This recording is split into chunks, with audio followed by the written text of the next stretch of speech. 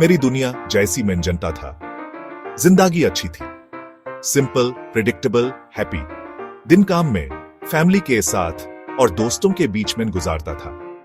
Weekend पे दोस्तों के साथ क्रिकेट मैच या वाइफ के साथ मूवी नाइट।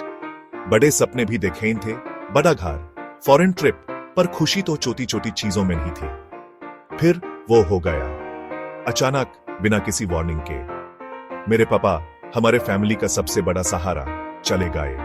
मेरी दुनिया जैसी मैं जनता था बिखर गई। मेरा सेफ हेवन, मेरा एंकर, पलक झपकते ही चला गया। जिंदगी इतनी क्रूएल कैसे हो सकती है? जब जमीन हिली, दुख सुनामी की तरह आया। एक पल में नम था, समझ ही नहीं आ रहा था कि क्या हुआ। दूसरे ही पल मैं दुख के समुंदर में डूब रहा था। काम पे ध्यान नहीं लगता था, रिश्ते खराब हो रहे थे। जो आदमी कभी हंसी में सुकून ढूंढता था, अब सबसे दूर भागने लगा था। नींद में भी चैन नहीं था। यादें और क्या होता अगर सटटे थे।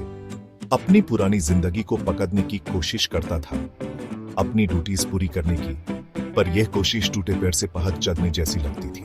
हर सांस मेरी जिंदगी में बने बड़े से खालीपन की याद दिलाती थी। बर्बादी में खोया हुआ और टूटा हुआ मैं कोई रास्ता ढूंढ रहा था। शराब में थोड़ी राहत मिलती थी, दाढ़ कम होता था, बुरी यादें चुप हो जाती थीं, पर यह राहत पल भर की थी। उसके बाद और भी खालीपन और गिल्ट आता था, जो अंधेरे को और गहरा कर देता था। जितना मैं अपने दुख से भागने की कोशिश करता था, उतना ही मैं इसमें डूबता जाता था। मेरी हेल्थ खराब होती गई, मेरे रिश्ते और टूटते गए। मैं अपने पहले वाले शख्स का सया बन गया था, अपने ही बनाए नरक का कैदी। टूटे हुए टुकड़े जोड़ना। एक सुबह मैं उठा, सर दर्द कर रहा था और दिल गम से भरा हुआ था।